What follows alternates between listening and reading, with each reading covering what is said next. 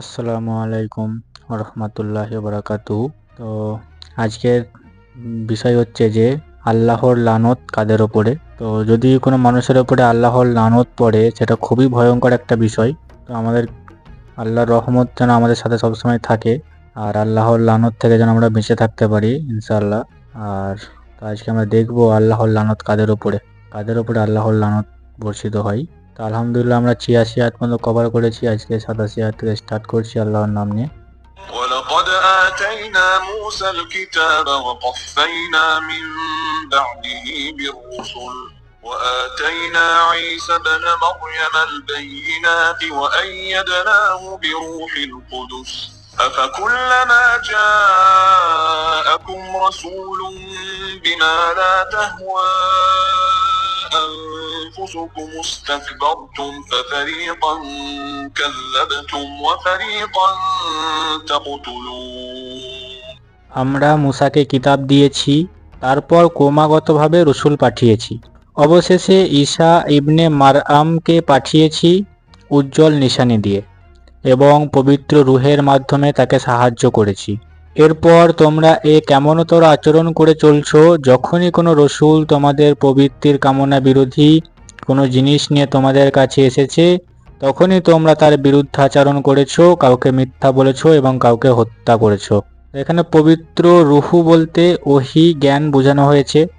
মানে পবিত্র রুহু, আমরা রুহু বলতে সাধারণত আত্মা বুঝি, কিন্তু এখানে কোরআনে পবিত্র রুহু বলতে মানে আল্লাহ যে নবী রসুলের উপর ওহি নাজিল করতো, সেই ওহি আর জ্ঞানকে বোঝানো হয়েছে। ওহি নিয়ে দুনিয়ায় আগমনকারী জিবরিলকেও বোঝানো হয়েছে। আবার হজরত ঈসা আলাইহিস সালামের পাক রুহুকেও বোঝানো হয়েছে। আল্লাহ নিজেই তাকে পবিত্র গুণাবলীতে ভূষিত করেছিলেন। উজ্জ্বল নিশানি অর্থ সুস্পষ্ট আলামত ও চিহ্ন, যা দেখে প্রত্যেকটি সত্যপ্রিয় ও সত্যানুসন্ধিৎসু ব্যক্তি হজরত ঈসা আলাইহিস সালামকে আল্লাহর নবী বলে চিনতে পারে। অর্থাৎ উজ্জ্বল নিশানি, যে আল্লাহ বলল যে তাকে ঈসা ইবনে মারিয়ামকে পাঠিয়েছে উজ্জ্বল নিশানি দিয়ে। উজ্জ্বল নিশানি বলতে এখানে সুস্পষ্ট আলামত ও চিহ্ন, মানে যেটা দেখে যারা সত্যপ্রিয়, যারা মানে সত্যানুসন্ধিত, মানে যারা সত্যের অনুসন্ধান করে এবং যারা সত্যপ্রিয়, তারাতে ঈসা আলাইহিস সালামকে দেখে বুঝতে পারে যেটা আল্লাহর নবী।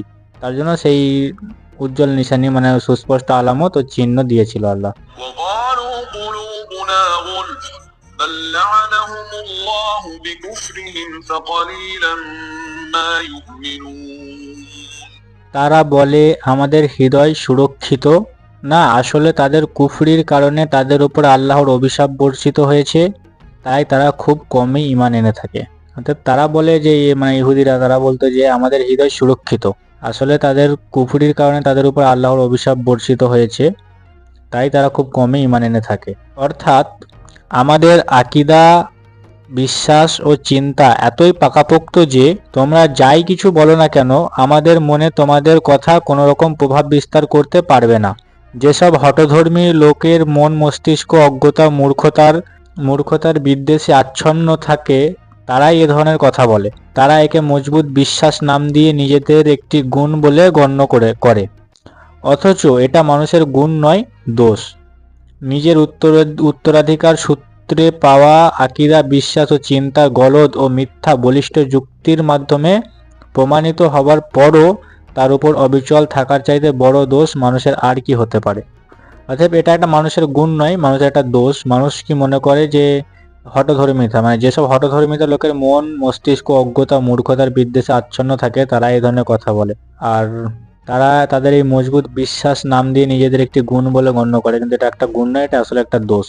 মানে কিছু মানুষ আছে, তাদের সামনে যতই সত্যকে খুলে প্রকাশ করে দিই না কেন, তারপরেও তারা সেটা মানতে নারাজ। তারা সেই মিথ্যা মানে আকীদা বিশ্বাস উত্তরাধিকার সূত্র, মানে বাপদাদার সূত্রে, উত্তরাধিকার বলতে বাপদাদা কি বোঝানো হয়, ঠিক আছে, উত্তরাধিকার সূত্রে মানে বাপদাদার রাস্তা দিয়ে তারা চলতে চাই, এরকম আর কি। তাদেরকে যতই কোরআন হাদিসে সঠিক জিনিসটা বোঝানো হয় না কেন, তারা মানতে নারাজ। তারা সেটাকে একটা গুণ বলে, কিন্তু সেটা আসলে একটা বড় দোষ। এর থেকে বড় দোষ আর কি হতে পারে?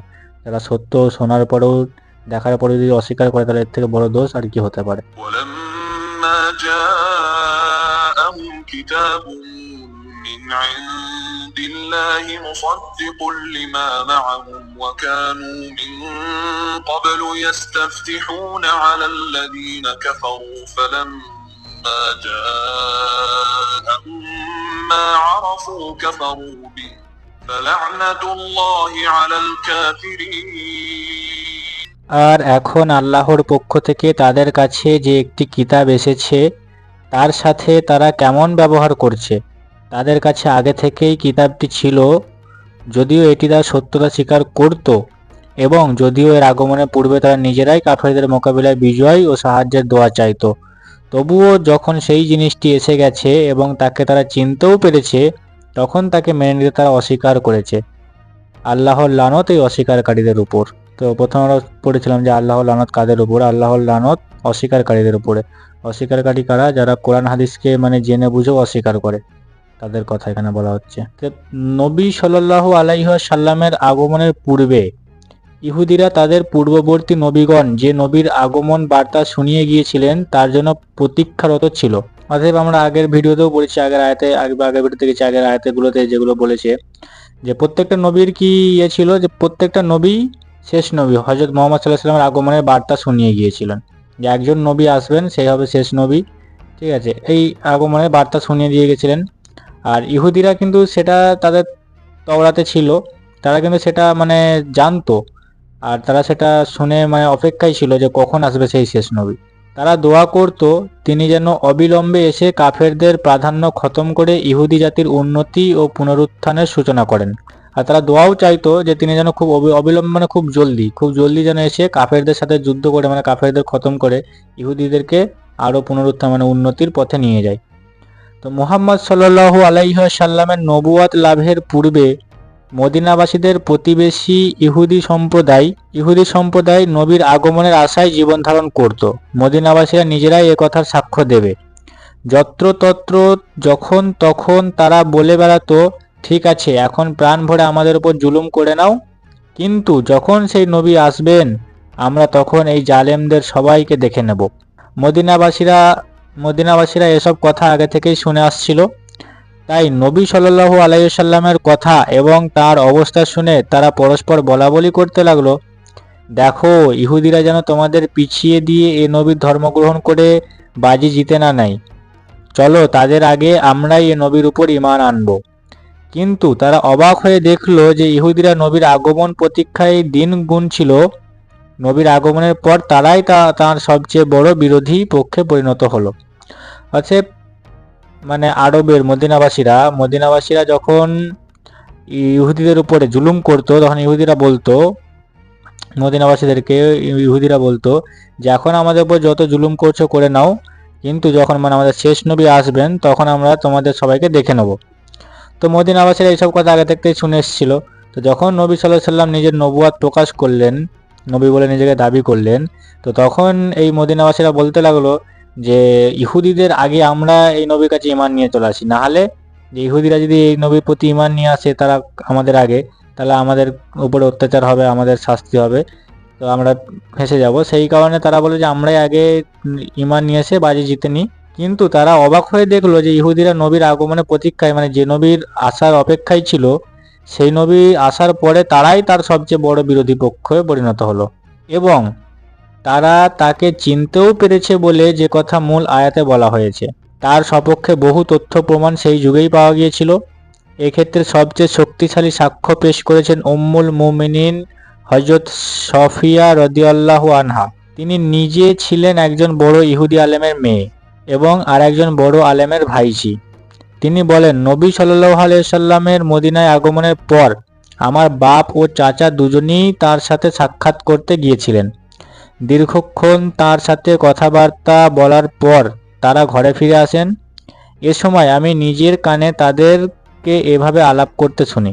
অতএব উম্মুল মুমিনিন হযরত সফিয়া রাদিয়াল্লাহু আনহা কে ছিলেন ইহুদি, যখন ইহুদিদের যে আলেম, বড় আলেম, একজন বড় আলেমের মেয়ে আর একজন বড় আলেমের ভাইজি ছিল এই উম্মুল মুমিনিন হযরত সফিয়া রাদিয়াল্লাহু আনহা। তো এই হযরত মুহাম্মদ সাল্লাল্লাহু আলাইহি ওয়াসাল্লামের কথা শুনে যে সফিয়া রাদিয়াল্লাহু তাআলা আনহার পিতা আর চাচা দুজনে নবী সাল্লাল্লাহু আলাইহি ওয়াসাল্লামের সাথে দেখা করতে সাক্ষাৎ করতে এসেছিলেন। আসার পরে তারা ঘরে ফিরে গিয়ে, আমরাও যেমন কোনো মানুষের সাথে দেখা করতে গেলে, কোনো জায়গায় গেলে ঘরে ফিরে এসে আমরা সেটা নিয়ে আলোচনা করি, তো তারাও ঠিক সেই মানে ঘরে ফিরে এসে সেই আলোচনা করছিল। আর সফিয়া রাদিয়াল্লাহু তাআলা আনহা সেটা নিজের কানে শুনেছিল। তো সেই কি ছিল সেই আলাপ? তো সফিয়া রাদিয়াল্লাহু তাআলা আনহার চাচা বলছে, আমাদের কিতাবে যে নবীর খবর দেওয়া হয়েছে ইনি কি সত্যিই সেই নবী? মানে সফিয়া রাদিয়াল্লাহু চাচা তার পিতাকে জিজ্ঞেস করছে। তার পিতা বলছে, আল্লাহর কসম ইনিই সেই নবী। তো এগুলো সফিয়া রাদিয়াল্লাহু তাআলা শুনছিলেন নিজের কানে। তো চাচা জিজ্ঞেস করছে যে কিতাবে যে নবীর খবর দেওয়া হয়েছে, মানে আগের মুসা আলাইহিস সালামের যে কিতাব তাওরাত, তাতে যে নবীর খবর দেওয়া হয়েছে ইনি কি সেই নবী, সত্যিই কি সেই নবী? তো তার পিতা বলল যে আল্লাহর কসম ইনিই সেই নবী। তো আবার চাচা জিজ্ঞেস করছে যে এ ব্যাপারে তুমি কি একেবারে নিশ্চিত? পিতা বলল হ্যাঁ। সফিয়া রাদিয়াল্লাহু তাআলার পিতা বলল হ্যাঁ। তো তখন চাচা জিজ্ঞেস করে, তাহলে এখন কি করতে চাও? অতএব যখন পরিষ্কার হয়ে গেল যে হ্যাঁ এটাই নবী, সেই নবীর কথাই, যে নবীর কথা বলা হয়েছে, তো তখন পিতা জিজ্ঞেস করছে যে তাহলে এখন কি করতে চাও? চাচা জিজ্ঞেস করছে। তখন পিতা বলছে, যতক্ষণ দেহে প্রাণ আছে এর বিরোধিতা করে যাব, একে সফলকাম হতে দেব না। ইবনে ইবনে হিশাম, দ্বিতীয় খণ্ড, 165 পৃষ্ঠা, আধুনিক সংস্করণ। তো এই ছিল মানে অস্বীকারী যে আল্লাহ এখানে বলল যে আল্লাহর লানত এই অস্বীকারীদের উপর। মানে তারা জানতো, জেনে বুঝেও তারা নবী সাল্লাল্লাহু আলাইহি ওয়াসাল্লামের বিরুদ্ধে গেছিল। তারা জানে সে নিজে বলছে আল্লাহর কসম ইনিই সেই নবী যেটা আমাদের কিতাবে বলা আছে, আমার তাওরাতে, কিন্তু তারপরেও যতক্ষণ দেহে প্রাণ আছে এর বিরোধিতা করে যাব, একে সফলকাম হতে দেব না। তারা জেনে বুঝে আল্লাহর নবীর বিরোধিতা করলো এবং আল্লাহর বিরোধিতাও করেছে। কারণ প্রত্যেকটা নবী শেষ নবীর মানে কথা দিয়ে গেছে আসতে, আর সেই নবীর অনুকরণ করতে, কিন্তু এরা মানতে সেটা নারাজ, এরা মানবে না। জেনে শুনেও তারা বলছে যে যতক্ষণ দেহে প্রাণ আছে এর বিরোধিতা করে যাবে, একে সফলকাম হতে দেব না। আলহামদুলিল্লাহ আমরা আজকে 89 আয়াত পর্যন্ত কভার করে নিয়েছি। ইনশাল্লাহ পরের ভিডিওতে আমরা 90 থেকে স্টার্ট করব।